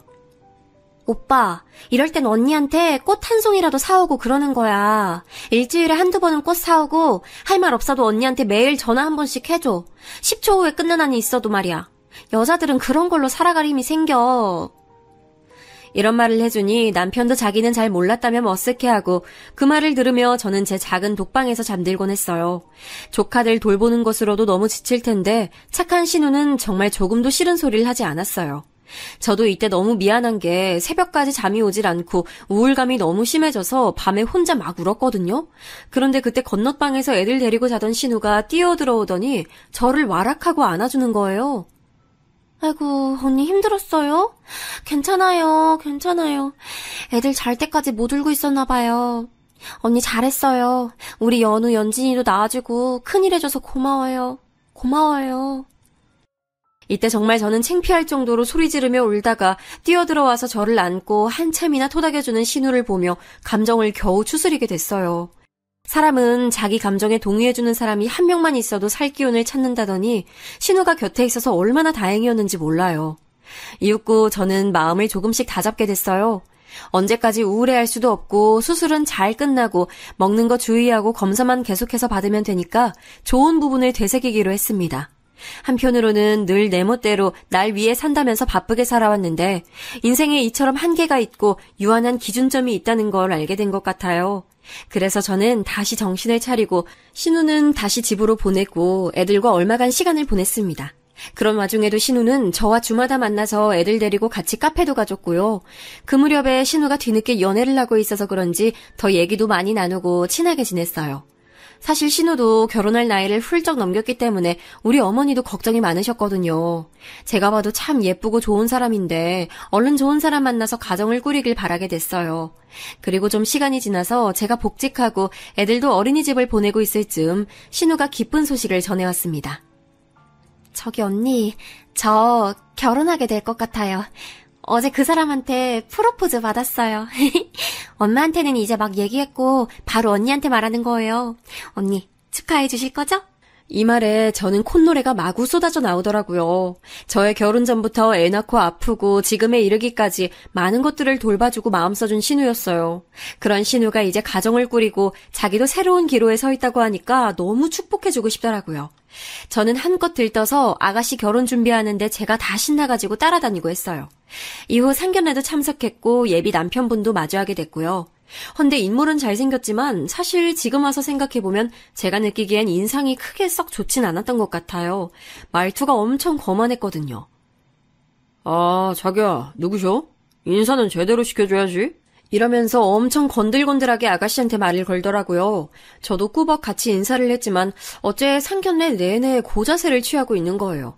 우리 어머니 말씀하시는데도 핸드폰이나 쳐다보고 있고 중간에 전화 받으러 나가고 무슨 잠깐 거래처 미팅 온 사람인 양 말이죠. 저뿐 아니라 남편도 약간 불쾌했던지 집에 가면서 저한테 그러더라고요. 뭐가 바쁘길래 예비처가 어른들 앞에 두고 시종일관 전화질인 거야? 나이도 먹을 만큼 먹어선 어른들한테 뺀질거리는 걸 보니 영 마음이 안 놓이네. 희진이 지가 좋다고 하니 나도 더 할 말은 없다만. 잘생기고 인상이 뭔가 쎄한 사람이 있고 잘생기고도 무던한 사람이 있잖아요. 근데 이 예비 남편은 대충 봐도 뭔가 매너가 없고 사람이 좀 가벼워 보였어요. 당시에는 아가씨가 워낙 좋아하는 데다가 이미 결혼 얘기가 나왔는데 더 할 말이 없었죠. 모든 게 너무 결과론적인 이야기긴 하지만 가능하다면 그때 말리는 게 좋았을 것 같아요. 이혼보다는 파혼이 나으니까 말이에요. 왜냐면 이후로 결혼해서 무던하게 잘 사는 줄 알았던 신우는 그렇지 않은 삶을 살고 있었더라고요. 워낙에 말이 없는 집안 사람들이라 처음엔 전혀 알지 못했어요. 신우는 저처럼 결혼한 지 1년 차에 아기를 낳게 됐고 아무래도 산후조리 힘들지 않을까 싶어 이것저것 물어봤어요. 제가 도와줄 수 있는 형편이 안 됐지만 그 전에 워낙 신세진 게 많아서 도움이 부르는 금액이라도 보태주려고 했어요. 그런데 신우 반응이 영 미적지근한 거예요. 아기 낳은 지 얼마 안 되었으니 힘들 때기도 하고 몸도 안 좋은가 보다 정도만 생각했죠. 아가씨, 많이 힘들죠? 아니, 산후조리 왜 안 하고 집으로 왔어요? 집에서 애기 볼 거면 도움이라도 불러야지 혼자 못해요. 지금 어머니도 허리 안 좋으시고 왔다 갔다 하기 힘드시니까 내가 도움이 좀 알아봐 줄까요? 못해도 최소 2주 정도는 도움이 있어야 돼요. 한 달이면 더 좋고. 도우미 비용은 나랑 오빠가 해드리고 싶은데 그럴 수 있게 해줄래요? 이런 제 말에도 신우의 반응은 어쩐지 힘이 없더라고요. 아니에요, 언니. 괜찮아요. 저 혼자서 애기랑 같이 있을 수 있어요. 그냥 너무 졸리고 좀 몸이 처지는데 지나면 괜찮아지겠죠? 아, 애기 낳고 보니까 정말 세상 모든 엄마들이 존경스러워요. 언니도 이렇게 힘들었나 봐요. 이처럼 신우는 한사코 괜찮다고 했지만 저는 워낙 순둥하고 남한테 민폐 안 끼치려는 그 성격을 잘 알고 있었어요. 게다가 이 무렵쯤 남편으로부터 이상한 소리를 듣기도 했거든요. 저 여보 혹시 말이야 희진이한테 뭐 다른 말 없었어? 당신한텐 얘기를 했을까 싶어서. 응? 그게 무슨 말이야? 아가씨한테 아무런 연락 온 거 없는데? 남편이 뜬금없이 이런 말을 하길래 뭔가 했더니 생각보다 상황이 더 안 좋아 보이더라고요. 그게 며칠 전에 엄마가 희진이네 집에 들렀나 봐. 애기도 볼 겸해서 갔는데 그 댁에 사돈 어른이랑 식구들이 있더라는 거야. 괜시리 눈치도 보이고 해서 오래 못 있다 오셨다는데 희진이 표정이 너무 어두웠대. 엄마가 애지간해서 그런 걸로 나한테까진 전화 안 하는데 좀 걱정스러운가 봐. 남편이 이런 얘기를 하는 걸 보니 어머니도 애지간히 신경 쓰이는 게 아닐 것 같더라고요. 한편으론 제가 그렇게 힘들어할 때는 남편이 그다지 다독여주지 않았는데 막상 자기 여동생이 그렇다고 하니까 신경 쓰는 것 같았어요. 그 부분이 약간 서운하긴 했지만 그렇다고 이 사람이 제게 별다른 잘못을 한 것도 아니고 그걸 메꿔주겠다고 어머니와 신우가 힘써줬으니까요. 아무튼 상황을 자세히 알고 싶어서 저도 일찍 퇴근을 한 날 그쪽 부근이 신우네 신혼집이라서 불쑥 들러봤어요. 그런데 제가 얼핏 듣기로도 사돈댁이 와 계시다고는 알고 있었거든요. 역시나 들어갔을 때도 계셨고 저를 보더니 썩 반기는 표정이 아니신 거예요. 아, 안녕하세요. 그때 상견례랑 결혼식 때도 뵀던 것 같은데 누구지? 오빠 부인 새언니라고 했죠? 우리 며느리한테 들었어요. 아주 사이좋게 잘 지낸다고. 예, 어르신 안녕하세요. 저희 아가씨 잘 부탁드려요. 안 그래도 애기 낳고 한 번은 와봐야지 싶어서 들려봤어요. 많이 도와주신다고 들었는데 너무 감사드려요. 전 인사차 건넨말이었는데 이때 사돈어른 대답은 되게 기분 나쁘게 돌아오더라고요. 그 말투만 봐도 자기 며느리를 어떤 식으로 보고 있는지 느껴졌어요. 내가 도와준다고? 난 그런 적 없는데. 제가 그래요? 말이야, 바른 말이지. 시어머니가 며느리 애 낳았다고 뭐 해줄 게 있나. 그런 건 다 필요 없는 거야. 옛날에 언제 그런 걸 받고 살았어? 아이, 게다가 감히 어떻게 시어머니한테 며느리를 봐달란 소리를 하냐고. 아유, 난 우리 손주 보러 온 거예요. 아들 보러 왔고. 이렇게 찬바람이 획획 돌게 받아치시는데 너무 무안할 지경이었어요. 아무리 그래도 그렇지 자기 며느리네 친정 식구인데 말을 저렇게 대놓고 탁탁 쏘아댈 필요가 있나요? 그 순간엔 저도 마땅히 대꾸를 하지 못했고 주방에 있던 신우는 저와 눈이 마주치자 엄청 난감하고 곤란한 듯 웃더라고요. 그리고 정말 그 밝던 얼굴이 우중충해 보이는 거예요. 심지어 이때 잠깐 눈 맞춤하는 것조차도 꼴보기 싫었던지 사돈어른은 저보고 은근 빨리 다시 가져왔으면 하는 투로 말하더군요. 이쯤부터 조금 화가 났어요. 우리 며느리 알아서 잘 지내고 있으니까 너무 걱정할 거 없어요. 우리 손주도 이제 막 잠들었어. 애기들 낯선 어른 손 타면 안 돼. 병 걸려. 조금 있으면 우리 아들이랑 식구들 올 건데 계속 있다 갈 거예요? 난 쟤한테 자기네 식구 온다는 말도 못 들었어. 얘, 온다면 온다고 말을 해줘야지. 이렇게 손님을 갑자기 들이닥치게 하면 어쩌냐? 이러면서 저 말고 신우한테 면박을 주는 거예요. 그 말에 움찔해서 신우는 어쩔 줄 몰라 하는 표정으로 고개를 팍 숙이는데 제 성질대로라면 뭐라고 바로 쏘아붙였을 거예요. 하지만 제가 나가고 난 뒤 신우는 계속 자기 시어머니랑 같이 있어야 하니 답이 없겠더라고요. 그래서 한창 열오른 상태를 슬쩍 누른 뒤 저도 웃으면서 할 말 했어요. 어머, 아가씨가 부른 게 아니고 제가 온 거예요, 사돈어른. 여하튼 오늘은 제가 갑자기 들러서 너무 죄송하고요. 이후로는 우리 조카 보러 저도 자주자주 들려볼게요. 오늘 이렇게 가는 게 너무 아쉬워서요. 그럼 안녕히 계세요, 사돈어른. 이러고 제가 훅 일어서자 그 사돈어른은 아주 못마땅하다는 얼굴로 저를 응시하더라고요. 진짜 저랑 고부관계로 만났으면 가만 안 있었을 텐데 한 다리 건너 시어머니라 뭐라 하지도 못하고 그냥 참고 나왔어요. 한 가지 마음에 걸리는 건 신우가 너무 살이 빠져있고 얼굴색이 나빴다는 거죠. 결혼 전에 그렇게 생기발랄하고 예쁘고 결혼 시기가 좀 늦어졌다는들 주변에서 다 탐내는 신부감이었어요. 그런데 좀 더 여유 있는 집안에 시집가서 한동안 조용히 사는가 했더니 신우 남편은 엄청 가부장적인 타입이더라고요. 아내가 밖에 돌아다니는 걸 못 보고 약속도 못 잡게 하고 집에만 가둬두는 성격이었어요. 그런데다가 자기 엄마를 비롯해서 아버지며 동생이며 누나며 엄연히 한 가정인 이 집에 수시로 드나들게 놔두고 말이에요. 앞만 봐도 신우 저러다가 우울증 걸릴 것 같은데 이날 집에 와서 남편과 얘기를 하다 보니 너무 답답한 거예요. 내가 볼 때 아가씨는 이미 우울증인 것 같아. 내 눈 잘 쳐다보지도 않고 표정도 너무 우울해 보이고 거기 사돈어른 진짜 장난 아니었어. 어떻게 선물 들고 왔는데 그냥 현관에 세워두고 자기는 소파에 앉아서 중얼중얼대냐고 들어오라 소리도 안 하고 말이야. 어떻게든 빨리 내보내고 싶어서 안달인 눈치였어. 남편도 이 얘기를 듣더니 웬만하면 관여 안 하려 했지만 계속 신경이 쓰이는 듯 보이더라고요. 무튼 이렇게 갑갑한 상태로 지나가던 와중 저는 새벽녘에 신우로부터 전화를 받게 되었는데요. 진짜 엎친 데 덮친 격이라고 뭐 이런 경우가 다 있나요? 아가씨, 이 밤에 무슨 일이에요? 어디 아파요? 애기 아프고 그런 거 아니죠? 언니, 그게... 이때 신우는 몇 마디 말을 이어가지 못하고 뜸을 들이더니 나중엔 엉엉 울기만 하는 거예요. 좀 달래가면서 사정을 들어보니 이유는 딱 하나, 남편 때문이었더군요. 사실 따져보면 그 집 시어머니가 모든 원인이기도 하고요. 남편한테 요즘 여자가 있는 것 같아요. 맨날 늦고 집에 안 들어오고 애기 아플 때 전화를 해도 어머니가 대신 가게 하고 어제 너무 신경 쓰여서 핸드폰 몰래 봤는데 회사 여직원이랑 일을 쳤더라고요. 저는 이 부분도 피가 거꾸로 솟았지만 그 뒤에 들려온 저쪽 시댁 식구들 반응에 경악할 지경이었어요. 뭐라고요, 아가씨? 거기 사돈어른이 아가씨한테 외려 더 화를 냈다고요? 네, 제가 너무 속상하고 힘들어서 어머니께 말씀드렸더니 남자들 밖에서 하는 일에 관심 갖지 말라고 쫓겨날 줄 알라고 하시네요, 언니. 제가 너무 차이나는 집에 시집을 왔나 봐요. 그런 거 욕심 부린 적도 없고 이 사람만 좋아서 왔는데 자꾸 자기네보다 우리 집이 못하다고 돈도 없다면서 뭐라고 계속 하시네요. 남편도 너무 배신감이 크고 어머니도 더 보기 힘들어요. 무섭고 싫어요. 이건 정말 드라마에서나 보던 막장 내용이지 요즘 세상에 저 따위 마인드를 가진 시어머니가 있는 줄 몰랐어요. 있어도 아주 멀리 남 얘기로만 알았지 내 주변에서 저런 일이 있을 줄 몰랐네요. 우리 친정언니도 독한 시집살이를 했지만 저 정도는 아니었거든요. 아들이 바람 피우는 걸 갖다가 저딴 식으로 무마하며 며느리를 외려 혼내는 시어머니라니 정말 단단히 미친 것 같아요. 그런 와중에 신우는 저를 더욱 다급하게 만들고 불안하게 하는 말을 하더라고요. 이 말에 가슴이 너무 찢어질 것처럼 아팠어요. 언니, 저 모든 게 너무 허무하네요. 결혼 괜히 했나 봐요.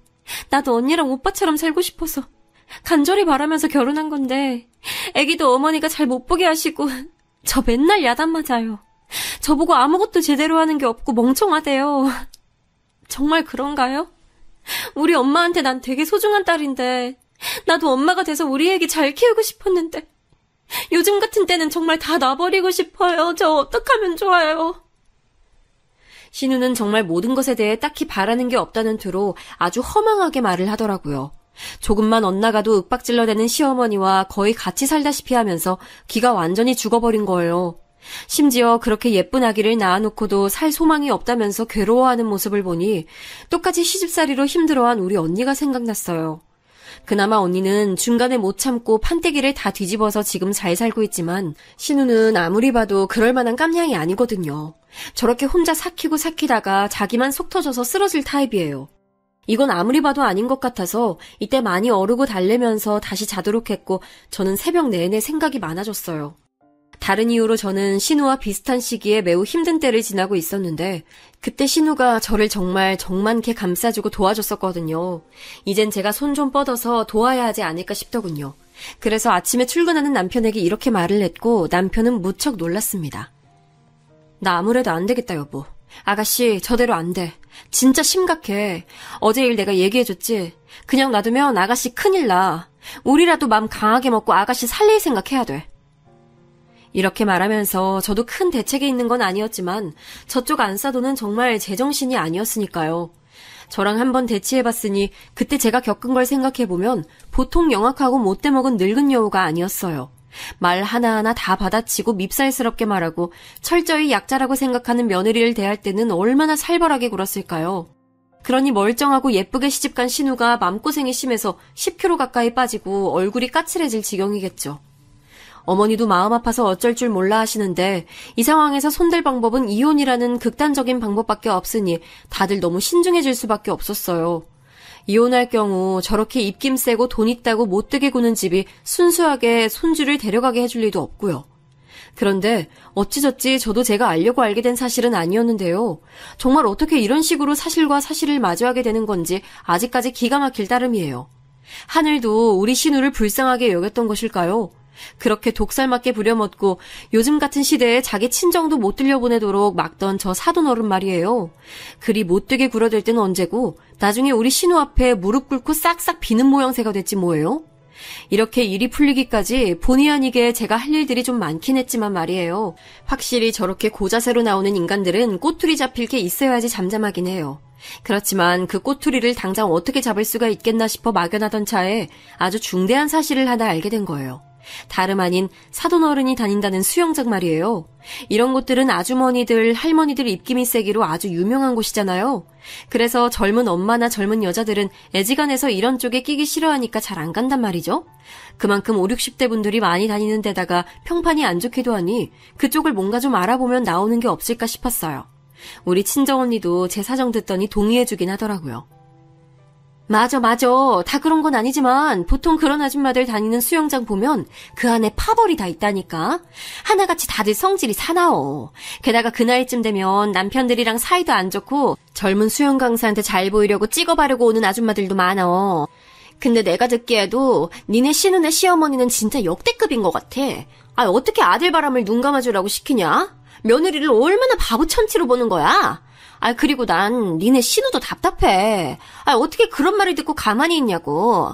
지 팔자 지가 꼬는 거야. 그런 소리 듣고도 앵하고 울고 있으니까 더 만만하게 보는 거라고. 우리 친정언니는 답답해서 이렇게 말을 하고 남들 눈에는 우리 신우가 그렇게 보일 수도 있다고 생각은 돼요. 하지만 세상에 그렇게 이성적이고 남들이 원하는 대로 딱딱 다 맞게 돌아가는 사람들만 있는 건 아니잖아요. 게다가 그 사돈어른은 직접 마주했을 때 정말 뭔가 말을 제대로 걸 수도 없는 엄청난 아우라가 풍겨나오는 사람이에요. 아주 싸나운 얼굴을 하고 있고 키도 크고 귀골이 장대한 데다가 엄청 뭘 주렁주렁 달고 있고 늘 입술도 새빨갛거든요. 누구건 기싸움에서 밀릴 수밖에 없는 몰골을 하고 있으니 우리 신우같이 순한 사람은 그냥 바로 밀려버리는 거죠. 애 때문에 이러지도 저러지도 못하고 당하고만 있는 신우를 보니 더 두고 보기 힘들어서 저는 바짝 상황을 조절해보기로 마음먹었어요. 신우 말로 그 사돈이 다니고 있다는 수영장은 제 친구네 친정엄마가 다니시는 고급 문화센터랑 같은 곳이었거든요. 집이 좀 잘 사는 친구였는데 얘한테 대충 사정을 말하고 우리 사돈 어른에 대해서 물어봤어요. 자기 엄마한테 물어봐준다더니 하루쯤 지나서 연락이 왔더라고요. 들어보니 역시는 역시였어요. 사람이란 참 어딜 가도 똑같더라고요. 엄마한테 물어보니까 그 윤정자라는 아줌마 장난 아니라던데? 그 아줌마 진짜 성질도 엄청 세서 맨날 사람들이랑 싸우고 다니고 텃세 부리고 여왕벌 노릇한데 엄마도 몇 번 부딪혔는데 이제 같이 끼기 싫어서 얼마 전에 옮겼나 봐. 그리고 진짜 웃긴 얘기가 있는데 이후로 이어진 친구 말을 듣고 기함을 토하면서도 한편으론 잘됐다 싶어 침이 꼴깍 넘어가면서 막 긴장이 되더라고요. 그 아줌마 새로 오는 수영 강사마다 다 건드려 본다나 봐. 징그러 죽겠지 뭐야. 그렇게 젊은 30대 강사들한테 집착하고 장난 아니래. 다른 아줌마들이랑 엮일까봐 지레 겁먹고 파벌 만들고 괴롭히고 말이야. 아니 환갑된 아줌마이자 할머니가 왜 그러는 거야? 아들, 딸, 며느리도 있고 손주도 있으면서 기가 막혀 진짜. 여기까지 얘기를 들으니 저는 더 기다릴 수가 없어서 그 부분에 대해서 자세히 캐봤어요. 똑같이 꼬투리 잡아서 덤비기에 이만한 주제가 어딨나 싶어서 놀랍기도 하고 스릴도 느껴지더라고요. 그러면서 고개가 끄덕여지는 게 나이 먹고 할머니가 돼서도 저렇게 딴짓거리를 하고 다니니 지 아들도 저러나 싶었어요. 게다가 어떻게 자식까지 낳아놓은 자기 아들이 딴 여자랑 놀아나도 놔두냐고요. 심지어 그걸 눈 감아주도록 우리 신우를 몰아붙이고 이후에는 자기 아들에게 그걸 또 일러바쳤나 봐요. 급기야 신우는 물리적인 행동을 당할 뻔한 상황까지 가서 극심한 트라우마가 생겼다더라고요. 아가씨, 그게 정말이에요? 아가씨한테 그런 일을 했다고요? 네, 언니. 근데 저 정말 무서워요. 이제 다 싫고 무서워요. 어떡하면 좋아요? 다 끝내고 이혼하고 싶은데 그러려니 우리 유준이가 마음에 걸려요. 저만 나가게 될 것 같아서요. 우리 유준이 없으면 저는... 여기까지 듣고 있으니 너무 가슴이 답답해져서 정말 민폐인 거 알면서도 친구네 엄마께 제가 직접 전화를 드렸어요. 저도 살다 별 오지랖을 다 부린다 싶었지만 이건 정말 근처에서 일어나는 일이라면 두고 보기 힘든 일이잖아요. 뭐라도 꺾어버리고 으름장을 놓을 수 있는 건덕지가 있다면 그게 뭐든 휘둘러서 사용하고 싶을 정도였어요. 제 친구네 엄마는 제가 직접 전화 걸어서 문의를 하니 놀라시더라고요. 대학 때까지는 자주 놀러갔었지만 그 후로 직장 생활하고 결혼하고 애 낳고 할 때까지는 거의 얼굴을 못 봤었거든요. 그래, 정인이? 얘긴 들었는데 뭐 하려고? 그 윤정자. 그 사람 나도 아주 질색 그래. 마주치기 싫어가지고 다른 데로 수영도 옮겼어. 니네 신우 사정이 딱하긴 하다만. 내가 뭘 할 수 있겠어? 이처럼 약간 난감해 하시기에 어쩔 수 없이 자세한 사정을 다 말씀드려가며 제가 뭐가 필요한지 정확히 말씀드렸어요. 아줌마, 상황이 이래서 제가 정말 아줌마 도움이 필요해요. 보니까 그 윤정자 그 사람 아주 대놓고 젊은 남자 강사들 찍어놨으니 건드리지 말라고 한다면서요. 단톡방에서 선물도 같이 모으고요. 단톡방 아직 안 나오셨으면 그것만 저 좀 캡처해서 보내주시면 안 될까요? 제가 아줌마 이름이나 이런 거 전혀 짐작하지 못하게 할게요. 제발 저 도와주세요. 그 집 며느리 진짜 큰일 나게 생겼어요. 그냥 단톡방 내용만 저한테 보내주시면 돼요. 제발 부탁드릴게요, 네? 하도 제가 졸라대고 어쩌고 하니 한 10여 분쯤 지나서 겨우 승낙해 주시더라고요.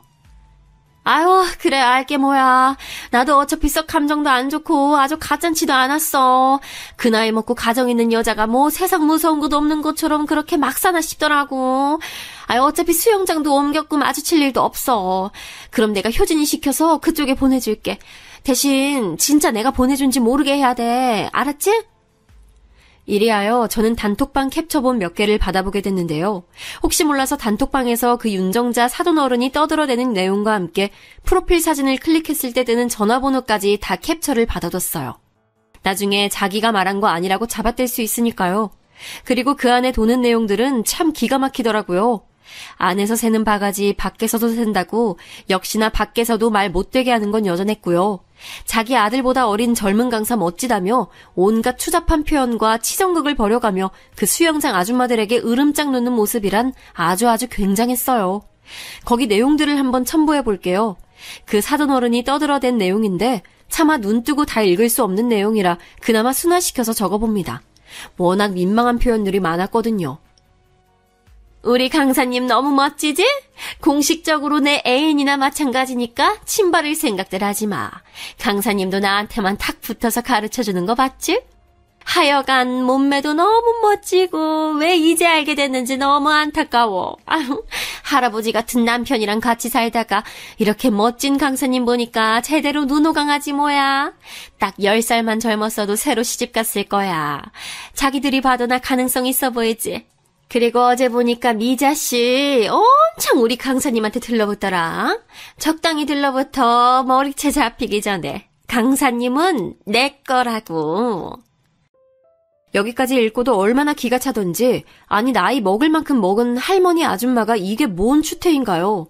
저는 이 사실에 대해서 따로 남편이나 저희 시어머니께 말씀드리진 않았고요. 신우에게 간단히 이야기를 했어요. 그리고 다짐도 받아뒀고요. 아가씨, 그래서 아가씨는 정말 이혼할 생각 있어요? 이혼할 각오가 없다면 저는 이 이상 도와줄 일이 없어요. 아가씨 각오가 중요해요. 유준이 데리고 나와서 살 생각 있으면 도와줄 거고 아니고 뭐 또 어영부영 덮고 살면서 참다가 골병나서 죽을 거면 전 못 나설 것 같아요. 어떻게 할래요? 그러자 신우는 그 말에 울음을 터뜨리면서 앞으로 살아갈 길이 무섭지만 이혼을 했으면 한다고 하더라고요. 이대로 저 혼자 유진이 키우는 것도 겁나지만 이렇게 사는 것보단 나을 것 같아요. 이혼 하고 싶어요, 언니. 하긴 비밀번호 누르는 소리만 들어도 기절할 것 같은 시어머니에 바람을 아무렇지않게 펴대고 그걸 지 엄마한테 일렀다고 손을 대는 남편에 어떤 여자가 그런 집에서 천년만년 살 수 있겠어요. 요즘 같은 세상에 말이에요. 결국 저는 더 오래 생각하지 않고 신우네 집에 그 사돈 어른이 있을 때쯤 맞춰서 방문하게 됐어요. 여지없이 또 갑자기 들이닥친 저를 보며 사돈 어른은 불쾌하다는 듯이 쏘아붙이더라고요. 뒤이어 완전히 바뀌어버릴 자기 입장은 생각도 안 하고 말이에요. 아니 연락이라도 하고 오셨어야지. 전에도 말하지 않았나요? 아유 우리 며느리가 이래서 문제야. 아무 때나 자기 식구가 드나들게 하고 말이야. 얘 새아가 아직도 넌 네가 이 집에 시집 왔다는 자각이 없어? 없냐고. 사돈 어른은 절 보고 뭐라 하다가 곧장 몸을 돌려서 주방 쪽에 서 있는 우리 신우한테 대차게 소리를 지르더라고요. 진짜 너무 넌더리가 나는 이 모습에 저는 곧장 용건부터 말했어요. 전 사돈 어르신 연락처를 몰라서요. 이렇게 직접 찾아올 수밖에 없었어요. 드릴 말씀이 있는데 전화번호도 뭣도 없고 그러니 이렇게 집에 와서 얘기해야지 별 수 있나요? 에? 나요? 나 말이에요? 나한테 뭘? 무슨 드릴 말씀이 있길래? 사돈 어른은 아주 황당하고 얼척없다는 듯 저를 아래 위로 훑어보더라고요. 이참에 전 그냥 할 말을 다 쏟아버리게 됐고 거만한 얼굴로 저를 내려보던 사돈 어른은 점점 코로 숨을 아주 가쁘게 몰아쉬더라고요. 이래서 사람은 죄짓고 살면 안 되는데 보통 그럼 안 되는 인간들이 죄짓고 살더라고요. 사돈 어른, 우리 아가씨 이제 그만 놔주세요. 유준이 데리고 이혼하고 싶다네요. 제가 대신 전달하려고 해요. 이 집에서 나가는 순간까지 조용히 정리 잘하고 갈 수 있게 해주세요. 이게 제가 할 말이에요. 그간 사돈 어른의 잘난 아드님께서 저지르고 다닌 일이며 아가씨한테 함부로 한 거 다 알고 있어요. 이쪽 집 대표에서 왔으니까 그리 알아두세요. 이 말을 듣는 내내 기가 막히던 얼굴로 눈을 막 부라리던 사돈 어른은 인상부터 쓰면서 아주 사람을 잡아먹을 듯이 윽박지르더라고요. 그럼 저도 당연 대응책이 있죠. 게다가 그 대응책은 저쪽을 약올리기에 아주 충분했고요. 왜요? 본인도 아들뻘이랑 마음껏 바람 피우고 다니시니까 별것도 아닌데 우리가 난리인 것 같으세요? 근데 아들도 아시나? 아니 저기 뭐야, 온 가족이 다들 알고 있는 거예요? 그럼 더 막장인데. 이딴 막장 집안에서 어떻게 애를 키우라는 거예요? 정신병자도 아니고. 뭐? 야, 너 지금 뭐라고 했어? 뭐? 사돈 어른은 그 자리에서 일어나더니 동공이 마구 흔들리면서 막 어깨까지 떨더라고요. 어찌나 목소리는 또 기차 화통 같은지 하여간 성량 엄청나다 싶었어요. 저요, 알 거 다 알고 왔어요. 이렇게 소리 지르고 일 키워서 그쪽 좋으실 일 하나도 없을걸요? 듣자 하니 여기 회사 가족이 다 같이 하는 거 아닌가요? 거기에 사모님이 젊은 수영 강사들이랑 맨날 놀아난다는 거 퍼뜨리면 어떻게 되는 거예요? 대체 뭔 스트레스가 그렇게 많으시길래 남편 놔두고 젊은 남자들이랑 놀아나고 그러고 며느리네 와서 아주 피를 말려 죽일 정도로 기를 잡고 사시냐고요? 자식들은 다 알아요? 아냐고요? 점점 세게 나가니 이후로는 그 쇳소리 같은 목소리 볼륨을 낮추고 아주 조근조근 화를 내더라고요. 그래봤자 칼자루는 제가 쥐고 있는데 말이에요. 그쪽이 뭘 안다고 그래? 대체 어디서 뭘 알고 그런 소리를 하는 거야? 저 어지간 시끄러우니까 나가! 뭘 나가요? 얘기가 안 끝났는데. 그런 식으로 얼버무리지 말고 얘기 똑바로 해요. 저요, 사돈 어른이 놀아난 증거 다 갖고 있어요. 우리 아가씨한테 하는 짓거리 진짜 못 참겠어서 벼르고 있었는데 알아서 이런 내용들이 굴러들어오더라고요.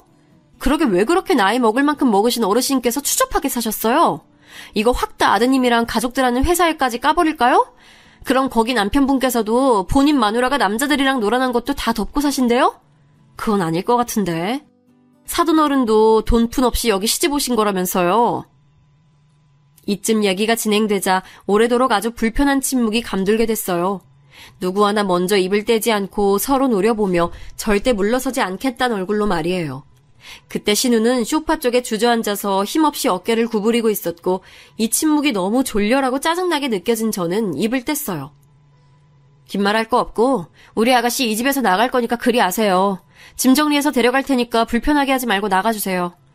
혹시 말귀 못 알아듣셨으면 제가 증거 몇 개 보여드려요? 보니까 단톡방에서 아주 세상 무서운 것 없이 거하게 노셨던데요. 저한테 제보해준 사람이 몇 명인지 몰라요. 여기 풀까요? 아니면 가족들 계신 곳에 다 프린트해서 쫙쫙 돌릴까요? 솔직히 이 말을 했을 때 저는 당장 눈앞에 보여달라고 할 줄 알았어요. 그러면서 저 성질대로 더 독서를 퍼붓거나 아니면 뭔 사단이 날 거라고 상상했죠. 저도 그만한 담력까지는 없기 때문에 약간은 긴장하면서 말을 했는데요. 너무 이해가 안 되는 건 그 뒤에 이어진 반응이었답니다. 보통은 애지간해서 저렇게 상대가 주장이 되면 한 번은 뭔지 보자면서 내놓으라고 하지 않나요? 근데 얼마나 자기도 찔릴 것들이 많으면 굳이 보여달라 소리를 안 하더라고요. 제가 저 정도까지 오픈한 내용만 듣고도 어느 정도 짐작이 됐나 봐요. 그냥 곧장 바로 무릎이 땅에 떨어질 정도로 엎드리더니 제발 가족들에게 오픈하지 말아달라고 사정을 하는 거예요. 그것도 싹싹 애타게 비는 게 아닌 아직 자존심은 남아있는 고자세로 말이에요. 저기 그쯤 하고 그만해줘요. 이런 걸로 뭘 이혼을 말해. 그리고 왜... 아무튼 내 얘기는 그쯤 해달라고. 가족들한테 보낸다든지 그딴 짓 하지 말라고. 그리고 그거 다 지워줘요. 이제 내가 문제없이 처리할 테니까. 점점 알아들을 수 없이 또 꼴에 자존심은 있어서 저런 횡설수설해대는 모양새를 보고 전 안 된다고 얘기했어요. 아니요. 이러나 저러나 아가씨는 이혼할 생각이었고요. 그러려던 차에 마침 사돈 어른이 저지르고 다닌 불장난들이 우리 눈에 띈 것뿐이에요. 곱게 이혼시켜서 손주까지 데리고 나가도록 해주세요. 안 그러면 이거 다 주변에 뿌려서 남들이 보기에도 이 집에서 애 못 키울 집안인 거 알게 해드릴 거예요. 게다가 우리 아가씨 남편인 그댁 아드님 말이에요. 회사 여직원이랑 놀아난 거 회사에 다 퍼지면 어떻게 되는 거예요? 실장님인지 뭔지 허울 좋게 앉혀두고 물려줄 작정이었나 본데 여론 엉망진창되면 잘난 회사 아들한테 물려줄 수 있겠냐고요. 사돈 어른도 눈밖에 났는데 아드님까지 개망신당하면 모자가 쌍으로 회사며 집에서 쫓겨나겠네요? 그래도 괜찮으세요? 결국 이렇게 단디 쐐기를 박는 바람에 모든 것이 일단락됐고요. 신우는 그날 저랑 반나절 가까이 필요한 것들을 챙겨가지고 그 집에서 나왔어요. 이혼을 한 것도 아니고 조정도 아닌 시기에 이렇게 짐들을 갖고 게다가 아기를 데리고 일찍 나와버린 게 불리할 수 있다는 주의를 듣긴 했지만요. 이후에 웬일로 순순하게 이혼으로 이야기가 넘어가게 됐어요. 알고 보니 꼭 저 일 때문이 아니라 신우 남편이 이미 마음이 훌쩍 떠있던 상태였기 때문에 이혼 얘기를 대수롭지 않게 생각하고 있더군요. 단지 저 집 시어머니가 손주는 뺐고 며느리만 내쫓을 예정이었던 것 같아요. 하지만 흠이 왕창 잡혀버렸으니 어쩌지도 못하고 손주는 며느리 손에 뺏기게 된 거예요. 상간녀 관련 자료도 제대로 알아보지 못했던 우리 신우는 그냥 눈만 멀뚱히 뜨고 애만 놔두고 나올 뻔했었는데 결과적으로는 잘 된 거라고 볼 수 있겠죠. 이후 얘기를 신우한테 들어보니 참 모든 게 잘 됐고 속 시원하게 박살내줬다는 생각이 들었어요. 어머니가 며칠 전에 연락이 왔어요. 유준이 만나게 해줄 거냐고 하더라고요. 그래서 제가 그럴 생각 없다고 했어요. 애아빠도 애한테 관심이 없고 만날 생각 없는데 왜 시어머니한테 제가 애를 보여드려야 하는 건지 이제서야 정신이 좀 들더라고요. 연락하지 마시라고 끊고 차단했어요. 그렇게 애를 뺏겨놓고도 이내 미련이 남아서 손주 가끔씩 보여주면 안 되냐고 구걸하는 전화를 했다니 기가 막혔어요. 한편으로는 절대 앞으로 다신 보여줄 생각이 없다는 신우의 다짐을 들으며 이제야 속 시원한 느낌이 들었어요. 남편과 저희 시어머니는 그저 저를 영웅 보듯이 한답니다. 예, 연우애미야. 내가 정말 너 볼 낯이 없다. 그냥 이대로 눈 뜨고 딸 맨몸으로 쫓겨나는 꼴을 볼 뻔했어. 정말 너한테 너무 고마워서 어쩌냐, 아유, 고맙고 미안하다. 어머니는 이렇게 목매인 소리로 전화를 해오셨고 남편 역시 그 무뚝뚝하고 멋쩍은 표정으로 말하더라고요. 고마워. 내가 해줄 수 없는 걸 당신이 해줬어. 진짜 고마워. 이리하여 신우는 애를 데리고 친정에서 살고 있고요. 저희는 저희대로 열심히 살아가고 있어요. 저도 남일에 이 정도까지 에너지를 쏟아본 건 처음이자 아마 마지막이 될 것 같아요. 2번 다시는 간 떨리고 심장 약해서 못하겠더라고요. 하지만 정말 저에게는 마치 자매 마냥 잘해주고 자기 모든 것을 내어주던 신우인데 그렇게 당하고 사람이 피폐해지는 꼴을 그대로 두고 볼 수가 없었어요. 게다가 남편이 바람을 피웠는데 외려 적반하장으로 험한 꼴을 더 당하게 되고 이혼에 애까지 뺏길 뻔한 게 말이나 되나요? 나설만 해서 나섰고 한편으론 나선다고 다 해결되는 게 아닌데 잘 해결된 게 그저 다행이고 신기할 뿐입니다. 여기까지 제 얘기 들어주셔서 감사합니다. 모두들 좋은 하루 되세요.